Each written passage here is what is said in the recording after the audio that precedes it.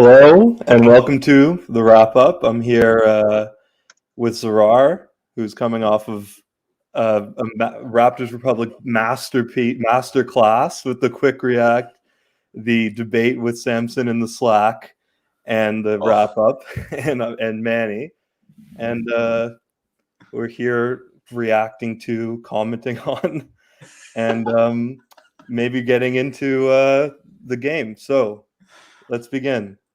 Tough loss. Game the Raptors really should have won. Favored by 8 or 9 points, I believe. And hard to really put a finger on what went wrong tonight. Zarar? Well, I mean, I think things that we usually can rely on, we were not able to rely on. I think I see a couple of comments here which talk about situations where their best player is going up against our best defender in OG Cade, I'm talking about, or Grant in certain cases going against Siakam. I mean, those are matchups that the Raptors should welcome because they usually have the better defensive player. And, I don't know, 7, 8 times out of 10, you're going to win that matchup from a defensive perspective, or you'll get the outcome you want. I found that in the fourth quarter, those possessions didn't really go our way, and the Pistons were able to score, and also they got hot from 3-point shooting. That lineup in the fourth quarter where OG had to take a break, and we saw I think it was Siakam, Trent, Banton maybe in there, or Svi. A bit of a drought there. So I think it sort of underlines the importance of having a double team threat in OG on the court, because not only does that guy have his own offense, just the threat of him being on the court is so significant that if he's not there, a lot of things dry up. And that's what happened in the fourth quarter. And I guess the third point I'll make is, a player that I absolutely love, Gary Trent Jr. Great first half, amazing first half. I was searching for his jersey. Second half, Gary Trent Jr., the streaky shooter, showed up, and it was a bad side of the streak. So put some of those things together, and you get a loss of the freaking Pistons, man. Yeah, it's tough to say. We're getting some comments critical of Nurse's rotations, and I think we can get into that a little bit later. Manny, I want to get your thoughts first. What are your general impressions? Yeah, so ultimately, I think it's pretty easy to chalk this up to aggression. I don't think the Raptors were aggressive enough. You saw they came out pretty flat. The Pistons went on an 8-0 run, and obviously the game went differently, throughout, regulation time and everything. But this is another one that they let slip. I was on my way home. I was at a bar watching the game. I was on my way home. The Raptors were up, and all of a sudden we turn on the radio and it's 108-100 Detroit. And, I get home and I'm seeing what's going on. And there's a lot of things that I'm questioning. Like I'm kind of questioning why Dragic is in the fourth quarter. I'm kind of questioning how the Raptors only accumulated 1 block. You look at the free throws, it's like that was definitely something that they did not capitalize on. They shot like 60 to 65% on the free throws. Ultimately, I just think it's a lack of aggression. They came out with very little energy, and they had energy throughout the game, but they lost this game. You know what I mean? It's not like the Pistons won it. They lost this game. I think ultimately Toronto lost it more than anything. I never understood that comment when people make that comment. I just do not get it. I don't get it. So you lost, I won, yeah. I lost. We lost the game, man. Here's how I see it. Here's how I see it, though, is that this was Toronto's game to win. This was an easy win by all means. And so because of the fact that they had the lead, they had the game, they had the lead going into the fourth. And then all of a sudden, the fourth came and they disappeared. And so, therefore, they lost this game, in my opinion. That's, you know what? Let's not even get into that. I will say, just looking at the box score here, the free throws are a big deal. The lack of Fred was an issue. And I think there is an argument to be made that, especially in those last 2 minutes, and we'll see in the last 2 minutes report, the officiating wasn't perfect.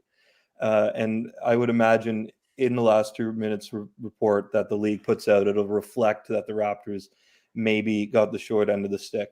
With all of that being said, they were 9-point favorites coming to this game. They're a better team. They're at home. And frankly, this was just a really disappointing loss. I see a lot of outrage and panic in the comments, and I don't even know if I'm necessarily against all of that at this point. So I want to talk about the bench. The Raptors are getting almost nothing out of their bench minutes right now. And I'm not sure because as a fan of the team, I'm really of the belief that all of these bench players are valuable contributors. They're good guys. So am I overrating our talent, or are the rotations off, or was it just an off night? What's going on with the bench, Sarah? Yeah, you're overrating our talent on the bench for sure. I mean, if you go through we got the screenshot here. Boucher, who we will see a clip of later, is airballing threes, and for some reason he's like falling backwards now when he's shooting. Have you noticed that? Like that's his new thing. Then he's fouling guys at the 3-point line, even though he's 6'8" with a wingspan of 18 feet. He doesn't need to jump into people. Birch, just not a good matchup for Birch. I mean, Precious was the guy you need today because you got quickness on the Detroit side. Birch kind of looked out of sorts from the start, never really got into the game. Flynn, what are you going to say? I think in the quick reaction, I mentioned that this guy's having an identity crisis. I just don't know I don't think he understands what specific thing he can contribute to this team, which is unique to him, which is something that he can bring and his coach can say, oh, I need this, so I'll go to Flynn. He hasn't really found that. With every other player, you can sort of come up with one or two things that they do really well. With Flynn, I can't really figure it out. Banton is a rookie who's a great rookie. I don't know if you guys saw him in the 905 last night. He tore it up. Even this game, I thought his minus 16, I commented on the quick reaction, is not indicative of his personal game. It's because he's playing with guys who aren't making shots. And Svi just had a poor game today. I thought when you put Svi and Dragic, Goran, when you put Svi and Goran together, those guys haven't played much at all. So expecting those guys to find chemistry on the offensive end is a tall order. So it's not really terribly surprising. I was shocked at the line as well, and the plus the -8. But I think it shows you how important Fred, the point guard, is for the Raptors. Manny? Yeah, I would agree with that. Serkan, were you gonna say something? No, I was just gonna tee you up. So go ahead, take it. So I agree with pretty much everything Zarar said there. The thing is, I mean, I think Boucher, his at this point you're playing him just to see if you can raise his trade value. I think more than anything. I think with Delano Banton, he's easily your best bench player of everybody that came off the bench tonight. Birch wasn't himself. He wasn't, that defensive, stabilizer that we're used to seeing, at least throughout the first few games. I just think overall this was a really terrible game for the bench.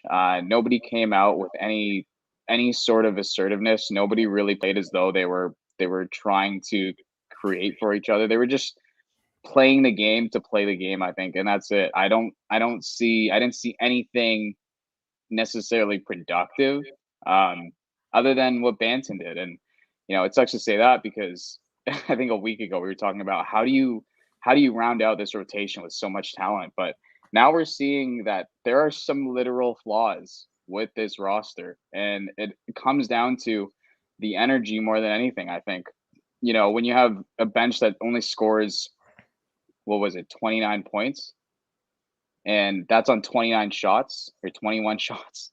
That's kind of ridiculous. I think it's insane. It's particularly frustrating, and I think we should get into Banton now. It's particularly frustrating that it seemed like the guy who had the most energy off the bench, and I know he's young, but Banton's played 4 games in 4 nights. Banton played the back-to-back. He played the 905 last night, and he's playing again tonight. And in 3 different cities, no less. 4 different, I don't know if you want to count Mississauga as a different city, but Doug Smith tweeted 4 games, 4 nights, 4 cities, 2 leagues, and I want to push back on the 4 cities element. But anyway, let's get into Banton, because I actually think that Banton was one of the few bright spots on this bench unit, and which is a little ironic, especially if you just look at the box score at the -16. But he was out there for the Pistons' big run, and it's like Zarar, like you alluded to earlier. Nurse seems to be really intent on playing Ben as the primary creator with a bunch of guys who aren't particularly good shooters, aren't particularly good secondary ball handlers. And it's not really a lineup that's suited to Benton's needs as a playmaker, nor is it suited to the other. It's not necessarily tailored to the people he's playing with. So let's get into Benton, Zarar.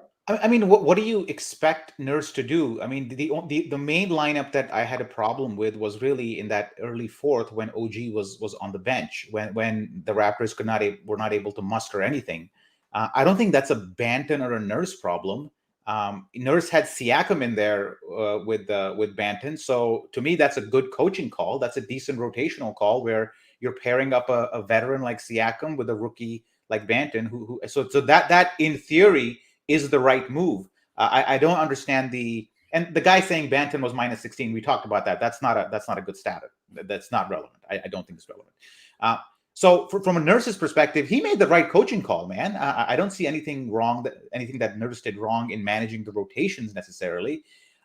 It's just that in those instances, I want Siakam to be a little bit more aggressive, look for his shot a little bit more. Barnes, the same thing. Those two guys, when OG's not there and Fred's not there, can't just step out of the game and say, let me have Banton play point guard and produce. At some point, you sort of have to kind of take responsibility and go, I will generate the offense that is currently lacking, and not necessarily put it all on the system and Banton to generate that offense. I think you do run into a problem where with Siakam or OG, those are two of your better floor spacers. So putting the ball in their hand and having Banton space the floor where he's not necessarily a tremendous shooter at this stage of his career, that might not be the best way to run your offense from a spacing perspective. Manny, is there anything you have on Banton, or just in general, let's try to get into some positives. I thought that Siakam had an excellent game. And this was I thought this was a vintage Siakam game. He was getting on the offensive glass. He had a lot of effort. He was flying around on defense. And it's a shame that this was, basically went to waste. But it's a good sign because I think there was a lot of chatter about whether Siakam, Barnes, and OG works as a sort of a front court trio. And I don't necessarily think that question's been answered tonight. But I think that Siakam has proven that he at least belongs as part of that trio.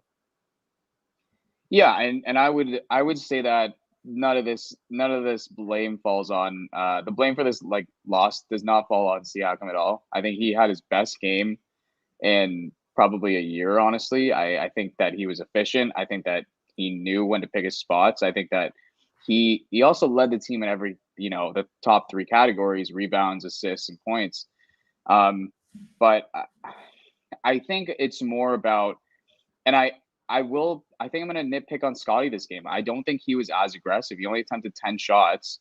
And I know that there's only one ball and you have so many guys in the starting lineup that are going to shoot the ball because, those are the shots that they're used to taking. But Scotty only attempted 10 shots. I was expecting him to at least attempt maybe 13 or 14.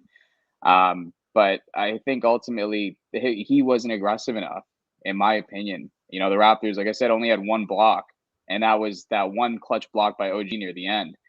So in terms of the positives, I will say it's good to see that Siakam, has his confidence, it seems, going forward, and hopefully that continues. But ultimately, this is still a front court between him, Barnes, and OG that's still trying to figure out their footing together and still trying to figure out how they're going to work together. It's tough because, Barnes is a rookie, but he's such an important piece already into what the Raptors are trying to accomplish. Now, the one thing, and I'm still puzzled about it, is I don't understand particularly why Dragic was on the floor in the fourth to end the game. I understand that you need, a guy that maybe can shoot the ball, but, he was benched the last, few games. The last game he played was in late October. Other than that, he's been benched. I'll answer that. It deviates from Kyle's going into the positives completely. because I'm still nitpicking on what was wrong. But No, if I'm gonna say one thing that was positive, I think Siakam had his best game in probably over a season, honestly. Zarar, I'll let you answer that because I feel like we might be in the same place here. So I'll let you. Yeah, Give so an 2 answer. points that Manny made. The Scotty not being aggressive enough. Well, he is a rookie, and this is all new to him. At the end of the day, but we're sometimes amazed by his what he's shown so far. But we should just temper our expectations that this is the first time he's playing the Pistons. And Dwayne Casey, credit to Dwayne Casey for sending some very aggressive doubles towards Barnes, especially in that first half, where double teams not just in the low block but on the perimeter. He was seeing doubles a lot, so I think that might have spooked him a little bit because when you see doubles early in a game, you sort of try to play off the ball because as soon as you catch it, a double might come. So maybe that had something to do with him being less aggressive. And the second about Dragic. Goran, I thought, had a pretty decent game. He started off in the first quarter, ran the offense well enough, had a couple of jumpers, had a couple of assists. In the third quarter, I thought he kept the Raptors sort of in the game by hitting 2 massive threes when the Pistons were doing their thing. And then in the fourth quarter, he had a couple of drives in transition. So scoring wise, I thought overall Goran had a pretty decent game. So I can see why Nurse went with him. I don't know what else you would want him to do because Svi wasn't having a great game, especially defensively. He was quite poor. So again, like, what do you want Nurse to do? Yeah, I'm with you 100%. I actually like Dragic's minutes, and I think you need like a guy who can put some serious rim pressure on, get yourself into offenses, and really kind of get the ball hopping around, which the Raptors lack a lot when they don't have Van Vliet on the floor. I think ideally at some point that'll be Scotty's job, and Scotty will have enough composure to run an entire offense and enough of a relationship with his teammates to navigate the entire offense and be the floor general. Until then, they need a Van Vliet or a Dragic or maybe a Banton or a Flynn to really step into that role. Instead, it was Dragic. And you know what? If anything, I think that had Dragic played more minutes earlier in the season, developed a little more chemistry with these guys, maybe gotten to more of a rhythm, he could have performed even better tonight. So we have a tweet here, a breaking news. Ooh, tweet. Oh, breaking. Okay. Yes. Nurse thinks Siakam should be free of minutes restrictions and good to go in the back-to-backs moving forward. This, I think, if you watch the game, isn't really that surprising. He looked like he basically had the most energy. Christ. I thought you were going to say much bigger breaking news. I thought it was going to be somebody who was cut. Yeah, I thought you were going to say somebody who was cut. That's big news right here. I was like, oh, wow. Okay. You're right. This is barely breaking news. But I think if you watch the game tonight, it kind of makes sense. He really had the most energy, it seemed, and they're going to need him. Yeah, they're going to need him moving forward. Thank you, Chris. Chris tonight on production, we'll have his links in the description. What I wanted to get in now is if there's something you want me to really get to, this is my first time hosting. Send in a super chat. We'll pin your comment. We'll talk about it. I'm not good enough yet. I'm no Oren. I know Oren's looking through every single comment and able to host the show at the same time. I don't have that in me yet. So we're going to have to talk about officiating. There's some comments on officiating. Can we get this out of the way? Like, what's the beef? What's the beef? What was wrong with officiating? I didn't think there was anything. I didn't think there was anything that crazy about it. Did you guys? I thought that, again, there was some pretty bad calls that went against us. That offensive or that defensive foul that should have been an offensive foul on Jeremy Grant, where he basically slapped OG in the face, that could have gone the other way. There was the ball bounced off of Isaiah Stewart's hand and remained with the Pistons. Those are all tough calls. But again, like, we have to be realistic as Raptors fans. Travel on Scotty Barnes. But we have to be realistic as Raptors fans. There are 10 points favorites coming into this game. The refs didn't. It's not a 10-point swing with these calls. They're not a 10-point swing. Yeah, and that's assuming that every call goes against the Raptors, which I'm sure they didn't. No, the Raptors had like almost 30 free throw attempts tonight. So I don't think it was necessarily the officiating that swung the game in this one. I think if you're gonna talk about officiating, you're gonna have to branch out to something different. And I think it's more so a matter of you look at what we have on the screen here, 20 for 31 on free throws. That's like not even that's 65%. That's a really low number considering what is expected. So I think ultimately like that is something that definitely swung the game is the Raptors not making the free throws more than anything. Yeah. That's 11 free baskets that they missed. And they lost the game by what, 6 points?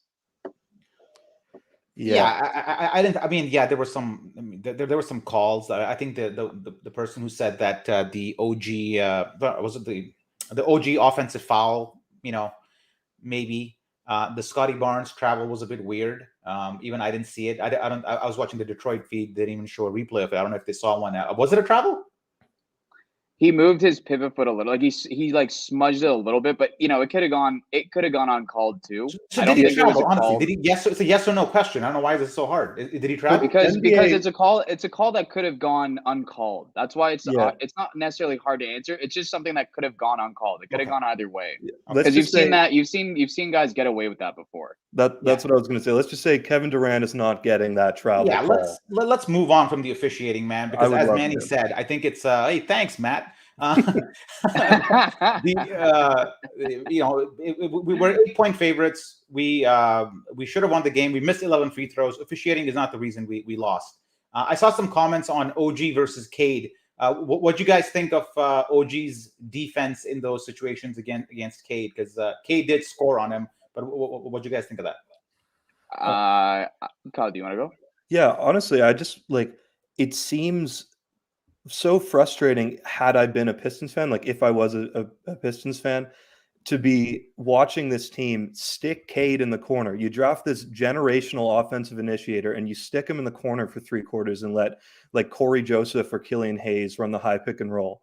And you saw once Cade really took advantage of his opportunity in those last 6 minutes of the game, he was torching the Raptors. I mean, this guy's the first overall pick. There's a reason he's a really good player, and I think he was giving OG fits, and that's just all credit to Cade. I mean, OG's all NBA level defender and has gone against the best of the best, and Cade was really kind of giving him buckets. So credit to Cade. I think the only reason he didn't have a better stat line is because they basically had him relegated to the corner for a large portion of the game.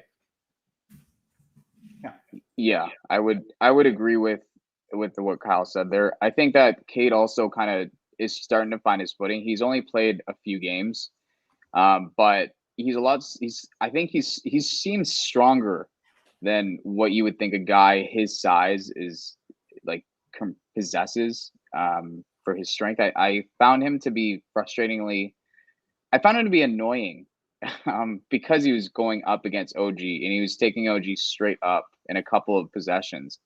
And I was in disbelief because, I couldn't believe that. Okay, OG was getting almost out strength battled by this rookie. All right.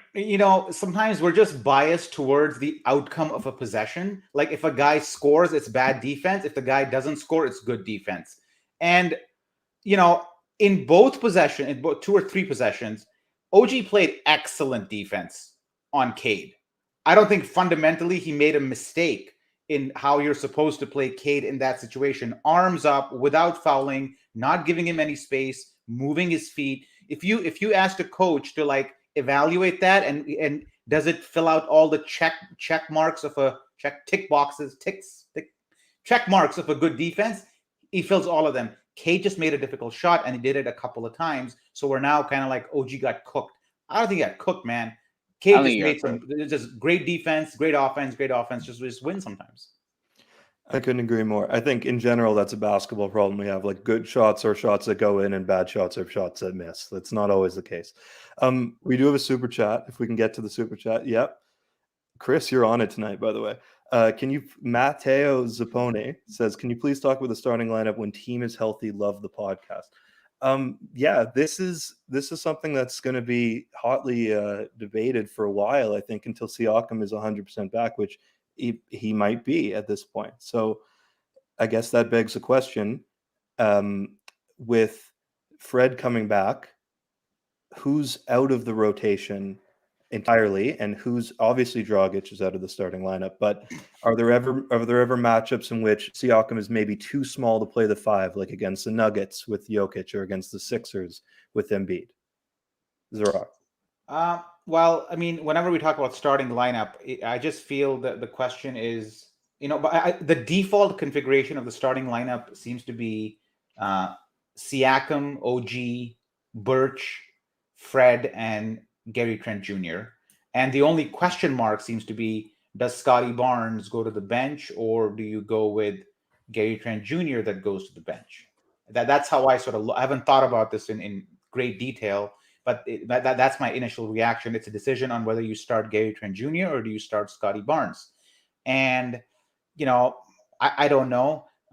But I generally find we started off this show talking about how our offense off the bench was sort of anemic and tends to be a little inconsistent. If you want to address that, maybe it makes sense to put Gary Trent Jr. off the bench, kind of like in that Norm role where you're getting some firepower off the bench, because right now you're not necessarily getting that. So that's kind of where my headspace is at. How about you, Manny?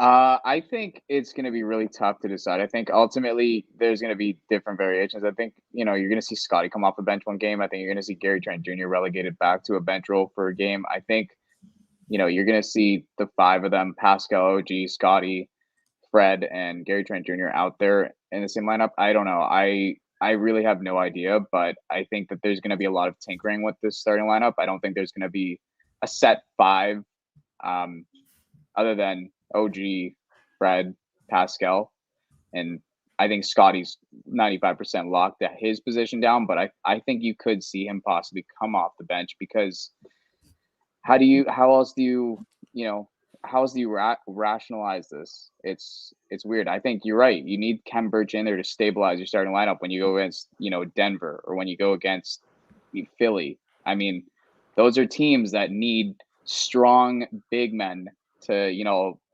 kind of neutralize Joel Embiid and Nikola Jokic. I think it's going to be a lot of experimenting. This is a great point by Abby A. Could you put that comment back up, Chris? Yeah, this one right here. I haven't thought of this one. This is a sound comment. What do you think, Kyle?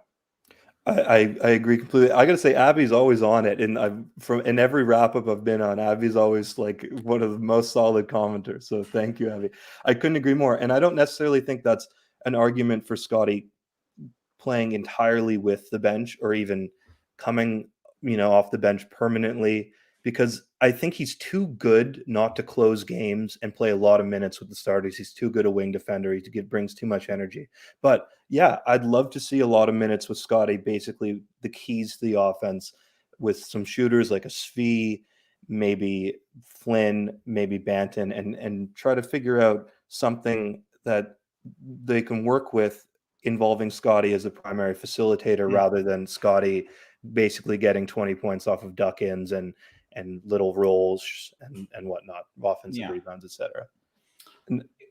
Yeah. So where are we landing on this? I think I started off by saying Gary Trent goes to the bench, but maybe it is that Scotty that goes to the bench for his own good. Oh my god, this is so tough. Okay. Yeah, I think you're gonna see Scotty come off the bench a few games going forward. I mean, it's crazy to think any of these guys, but realistically, yeah, you're gonna need a Kem Birch to start 100%, because that's just ideally, that's the ideal fit. I think you are gonna see Scotty come off the bench. Yeah, I do think you will, because he does need to be more assertive. And I think, to Abby's point, he defers to guys, the 4 guys that he starts with, and that's just natural for him because he's a rookie. So yeah, I think you will see Scotty. Yeah, I think while we're on Scotty, let's jump into this first piece of film we have. That's a good transition. Ooh, film. So this is Zarar. This is something that you picked up on earlier. This is the I wanted to talk about this play, and note the time, 7 in the first quarter. The Pistons are aggressively double teaming him. Look how it's a weak side help comes from the baseline. He does well to actually gather the ball back. And here it's Siakam with a nice pass to Dragic, who Manny's got the hate on for today. But my point was that this is the sort of aggressive double teaming you're seeing in the first quarter against a rookie. And there's a couple of more plays too. We haven't cut it, but it's not the same guy double teaming him. The help is not coming from predictable ways. It's sometimes coming from the strong side, sometimes it's from the weak side, sometimes it's Cade, sometimes it's Jeremy Grant who comes in. So, when a rookie who has never seen an aggressive, and we sometimes forget, Dwayne Casey is a defensive coach. Like, as much as we make fun of him for like the LeBronto and all that, he is a defensive coach. So this is his wheelhouse. So you fully expect him to game plan for some of these things and neutralize us. So this was a good example of why Scotty might have been deterred later on in the game to maybe take less touches. And I'll say, going forward, before we move on to the next one, going forward, it's possible to see a lot more of this on Scotty, because not only is Scotty a rookie getting double teamed, and he hasn't experienced an NBA double team. I would be surprised if he got double teamed a lot in college. In high school, he was never the guy. He played with Cade and Jalen Green. He was never really the guy getting double teamed there. So this is, the first time since like maybe pickup basketball, like Oren wrote, pickup basketball, the Salvation Army, that Scotty's getting like a really aggressive double team. And I think teams are going to really try to push Scotty and see how he figures these things out. And he is really helped out here by a great cut by Siakam and then Dragic. So I think the Raptors will take that all day if they can get cuts like that from their other players on the floor. Yeah, I maybe should tone it down with how Dragic was in the fourth quarter. Okay, yeah, he had a good game and he did what he had to do. And I think if anything more, it was an adjustment to, him being in the lineup and building chemistry with these guys. But that's not on anybody particularly. But yeah, seeing Scotty get double teamed is definitely something that other teams are going to take notice of going forward, because, clearly I think it did play a factor in him, not being as aggressive later on tonight. Now, it's amazing how both these guys made passes almost with their backs to the basket and then scored, and then the Raptors still scored.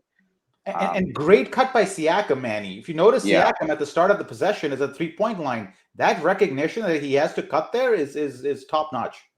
Absolutely. And he knows he's going to garner attention too in the paint, and so he's smart for knowing that too. All right, let's we can move on to the next one. I think so. Here we go. This is a little out of bounds play, and I wanted to highlight this because this is really what Birch gives you. And when we're talking about who's going to be in the starting lineup, are there moments where you are forced to play Birch? It's not forced to play Birch, baby. Give me Birch all day. Look at that beautiful pass. He has an open jumper. No one's forced to play Birch. He has an open jumper there. He could either put his head down and try to close the distance between him and the defender and do a little jump hook, or he could just pull up. And he has the court awareness to make that little shovel pass there to Siakam in open space. How many bigs who are basically roll and cut bigs, offensive rebounders, have possessed that type of skill set? And I think, although we didn't get to see Achua play tonight, there's been, his playmaking has been much maligned, and this is obviously why Nurse, or yet another reason why Nurse trusts Birch a little bit more than Achua at this stage. Yeah, I think that Birch clearly is somewhat of a stabilizing presence for this team. And, as soon as he passes the ball, he goes and sets a screen or sets a pick, like, of sorts, just so that, his defender, whoever's in front of him, doesn't rush to Siakam, who he knows is going to take that shot.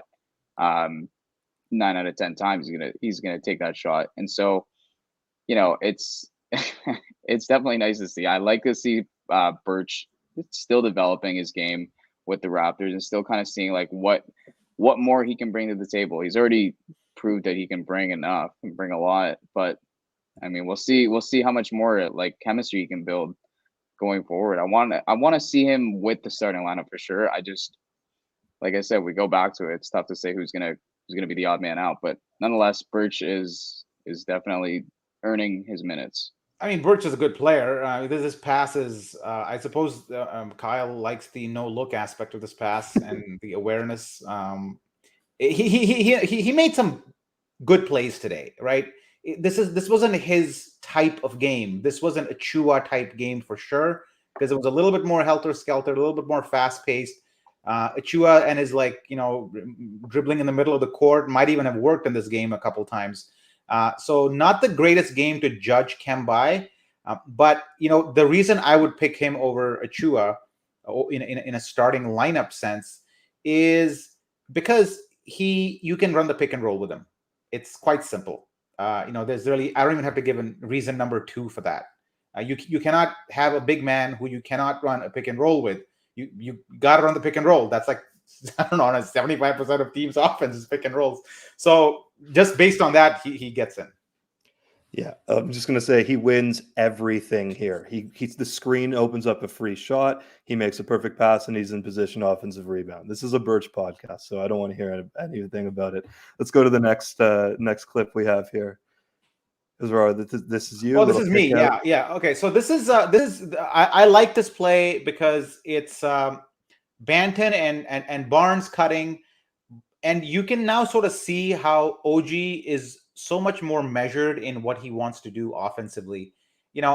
When he caught that ball, he had no intention of shooting the 3. Somebody should ask him in post game. He knew that the guy was going to jump. He's going to step in for a nice clean 18-footer. This is sort of the confidence that I've seen OG have this year that last year he did not have. So every year, like, he builds on top. It's like layer on layer of skill is added. And this year, it's just that momentary decision in his head where he goes, for the next 2 seconds, this is how I envision the play happening. And then he's able to make it happen. Right. So I think it's a sign of maturity from him. The other reason I liked it is Banton. Banton makes some really nice live dribble passes. Right. I mean, it's one thing to like find a guy when you got time to survey and you pick him out. But here he's got a live dribble. He's hitting Scotty, who's a moving target right there, splits 2 defenders. This is not he made this pass look easy. This is a very difficult pass because it has to be timed right. The bounce has to be there. It's threaded between 2 guys, and he does this a lot. So well done to Banton on plays like these. Also, it's a bounce pass, so it's that much more risky, right? And then the thing is like eventually OG is going to, his game is going to evolve into him driving in the paint and kicking out. So this is also a great way to, for him to put that in his arsenal, I guess, in his bag is, he knows what's going to happen. He knows if he fakes the shot, someone's going to jump. And so eventually he's just going to drive in there and be able to kick out with somebody who's open on the 3. And that's ideally what goes on for most of the offensive possessions, or at least a good chunk of them in this league today. So, yeah, I would agree. This is a beautiful play. Kyle, when we go to the evaluate the plays, I do want to talk about this comment that SS made at 10:50 here. Our defense confuses me. Chris, if you can cue that up, I think it's not at this moment, but let's do the play thing and then come back to this. Yeah, I was actually going to say that I think we might be bearing the lead a little bit here. It's bad defensive night, and we'll get into that. I don't really have much more to add to this. I kind of agree with Manny. Part of me, like the analytical nerd part of me, wants to say like, hey, take that step directly to the right and make it a 3 instead of stepping in. But maybe he doesn't get the same shot off, so who knows? Let's move on. Freaking NBA 2K. Step back and take a 3. Okay. What's next? This is you, and it's time. It's the Boucher. Okay, I think we've kind of talked about this, so we don't have to dwell on it. But okay, let's go. You're a vet at this point. You should understand how your own body reacts when it hits the floor at an angle. And you should know that you have already contested the shot as much as it can be. There is no reason to jump into a defender and then complain after the fact that it's not a foul. I'm a big Chris Boucher guy, man. I love Chris Boucher. I mean, I don't, from the 905 when he was there. I mean, I've been following him. Yeah, exactly. Like, he thinks it's not a foul. This is a dumb play. It's just a dumb play. Like, he's got to do better here. I'm a big fan. He's got to realize that this kind of stuff is just not acceptable. And this is at a critical juncture of the game too. So it's, yeah, that's all I got. Yeah, well, I honestly think we can just move on. There's not much more to add. This is just your. I don't know what his standing reach is. I would imagine it's pretty long. He's tall. He's got long arms. I don't know why you're lunging directly into someone. So let's move on. I think we can move on to the Can-Am Tax Services Tax Man of the Night before we evaluate the defense. I think for myself, the Can-Am Tax Man of the Night is someone you don't want your accountant to be really flashy, making like a lot of loud moves. Give me Gary Trent Jr. He had a pretty quiet game, but was very consistent. Ladies and gentlemen, Can-Am Tax Man of the Night. Call BJ for all your tax services. It'll help you navigate your tax return. I think the line at one point might have been about a triangle offense. We're going to change it to better than Fred VanVleet navigates the pick and roll. Hey, man, I'll tell you, Can-Am Tax has been doing the Raptors Republic taxes for more than a decade, and it is the reason that we have enough money to pay for shit. So there's your endorsement. Yeah, and no one's in jail. We're all free, and we're all free. Yeah. Okay. Gary Trent Jr. I mean, we spoke about him earlier. Great first half, not so much the second. You know, I don't know. I already said my piece. I don't know, Manny, Kyle, what do you got? Yeah, I think, like I said, I mean, he definitely could have been more involved in the second half, although all of these questions about involvement come at a price of someone else's shots. And I actually don't think, like there was a comment that mentioned earlier, and I think we're going to get into this. They scored 121 points. I don't know if the offense was the issue.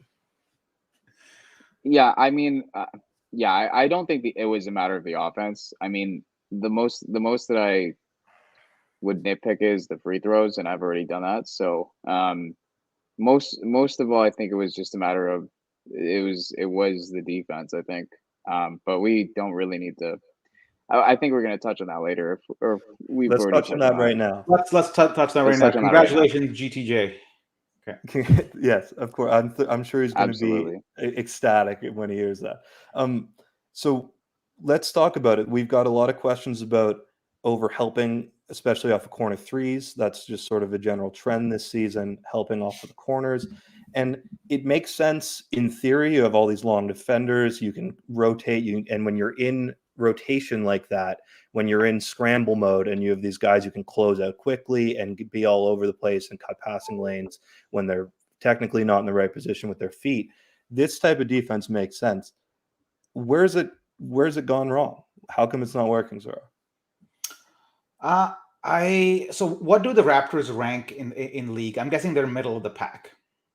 They're in middle. Last I checked, their defensive rating was, I think, 14th or 16th, which is a middle of the pack defense in the league.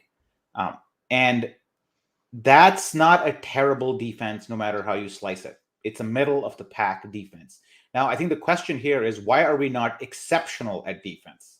So let's make that distinction clear. The Raptors are not a poor defensive team by any means. They're a middle of the pack defensive team. I think they're 14th. You can correct me. So why are they not an elite defensive team? Well, part of it is, I think this is just the style that Nick Nurse wants to play. This is the style that he is most comfortable with deploying. This is what suits most of his personnel.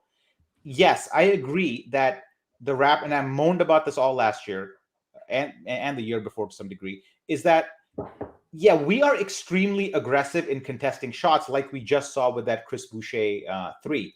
That is part coaching instruction where you contest every shot.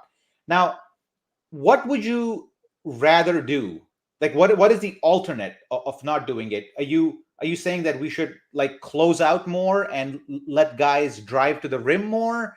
Because we can't really do that because we don't have the Gasol and Ibaka that used to be there, which allowed us to sort of maybe not even contest the perimeter so much and funnel the guys into the central area, into the key where Gasol and Ibaka would meet them, and time runs off the clock and good things happen for the Raptors. We don't have that this year. So in the absence of that interior defensive presence where you can funnel things to, I can see why you want to close out less and challenge more. I just think there needs to be a better balance on when we do that. I think Banton is a good guy. If you look at Banton, he's a guy who tends to close out a little bit more than the rest of the guys who kind of flail away at the defense. So I don't think we're a terrible defensive team. We're a middle of the pack defensive team. For us to go to the next level, maybe from 15th to 10th or whatever, we just need to fix this balance on how aggressively we close out. And it comes back to also how well Kem Birch is doing in the middle, because I think that has a say in it too. Yeah, I think more than the closeouts, though, there seems to be a philosophical commitment to helping off of the corners in order to support our lack of rim protection. But I agree with you. Like, this isn't Nurse's defensive style, because when he had a big who could actually protect the paint, this isn't what he played. Nurse, and part of the reason people love Nurse, myself included, is that he knows his personnel very well and he can tailor a style around them. This might just be the best defense that the Raptors are able to play while not starting a center who has any rim protection presence whatsoever. Manny, do you think it's entirely personnel, or could there be an alteration to this defense that, without changing personnel, would improve the general rating?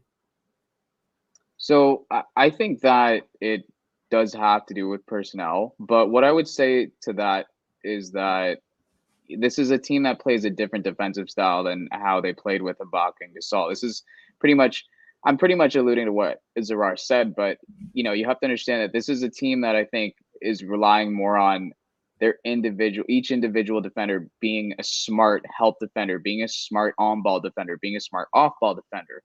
You're relying on these individuals to actually be good defenders, regardless of what position they're put in. You're not solely relying on a big man in the middle anymore, because you just can't. You don't have that presence on the interior like you used to with Gasol and Ibaka. So I think that the entire intent with getting these long athletic defenders is because they're long and athletic defenders. They're guys that are versatile, can jump from one position to another. You know what I mean? I think that's you're relying more on these individual guys to, play with each other, communicate with each other on the defensive end, way more than you're relying on, what you used to with Gasol and Ibaka in the middle.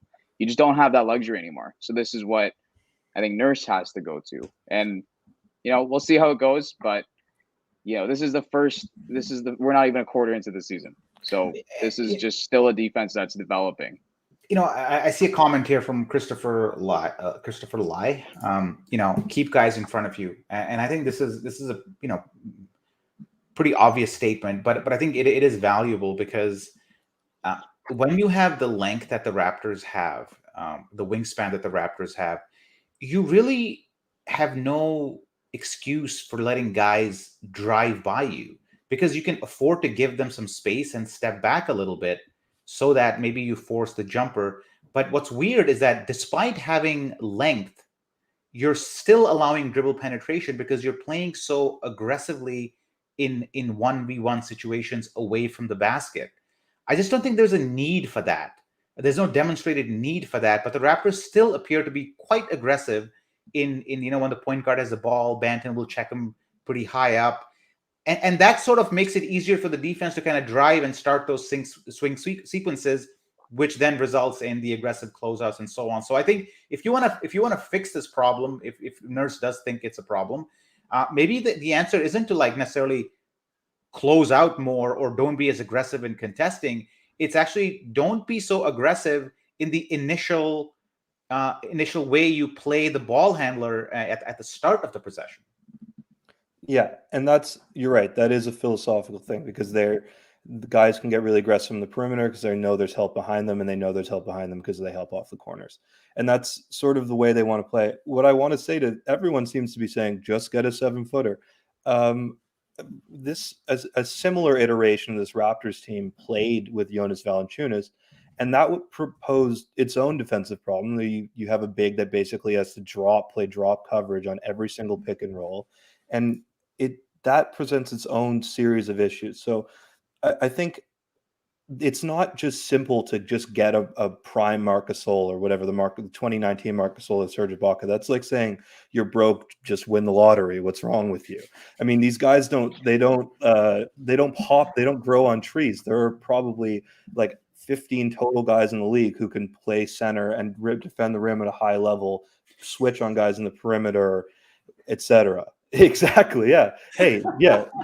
I was under the impression that we spent the entire last year basically hating Aaron Baines because he was the type of defender that people are now clamoring for. No. Nobody's clamoring for him. That was a joke. No, I know. But I'm saying, I think. Sorry, go on. The 7-footers that you just get, these guys aren't elite perimeter defenders, and this is the type of defense that the Raptors value. So, yeah, it'd be great to just get a 7-footer who can hang with guards on the perimeter. Those don't exist. That's really tough to get. Yeah, and to Kyle's point and to Zorar's point too, I mean, there's got to be guys that, are good with their footwork. More than anything, it's like, the biggest knock on JV was, in my opinion at least, his footwork. He was very slow-footed, very flat-footed. You got to have guys that are like on their toes. You got to have guys that are willing, like they can move their bodies. I think that's one of the most underrated aspects of being a good defensive big is their footwork more than anything. And if we can pin, just as a wrap up here, iChez123's comment, it's kind of a good segue here. It says, Raps seem to have lost a bit when they lost the traditional bigs. Do you think there's anything they gained in the process in terms of strength? Absolutely. The only reason the offense has any sort of flow at all is because the bigs they're playing with are capable playmakers. They're adequate ball handlers. I'm not going to say they're elite ball handlers, but they're adequate ball handlers in the perimeter. And they get elite ball handling from their bigs when they have Siakam at the 5. That's the benefit. And they can switch everything on the perimeter on defense. That's the benefit. That's what Nurse and Masai and Bobby seem to be emphasizing at the moment. So these defensive problems, the helping off the corners, the over-aggressiveness, this is what they've done to maximize their talent. In terms of altering talent, there are options, but you give up a lot philosophically, and I think that goes against. I would encourage any fan to look at this season. At the Raptors Republic pre-season whatever roundtable. I think the consensus was this was a 500 team. And I know people were like, "Oh, you're a hater," but even no, lower I than think that, this is a bit of a 500 team, given that you have new players coming in, and we're running a pretty big experiment here.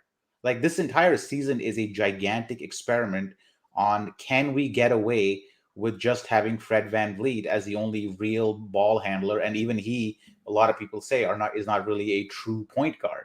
So, the Raptors are doing something they really haven't done before as a franchise, and not many teams, frankly, have done such a thing in history. So, there's going to be growing pains. There's going to be nights where, when all your point guards, Flynn tonight or Svi, have bad games, and you're like, Jesus, if you just had one decent point guard to run the show, maybe we could run a few pick and rolls and get our offense going, maybe slow the game down, score more efficiently in the half court instead of just relying on this constant transition, which seems unsustainable.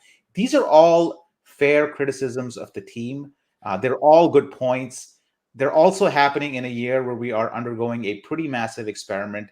If you listen to Masai Ujiri in Game 1 of the season, when he was being interviewed by a sideline reporter, and this will stick with me forever. They asked him hey, what do you think of this season? And he's like, there's going to be young guys. They're going to make mistakes. There's going to be growing pains. And as he's talking, I remember this. There's a backcourt violation for no reason. The ball rolls to them. Yeah, the ball that goes out of bounds stupidly, and he's like, as you can see.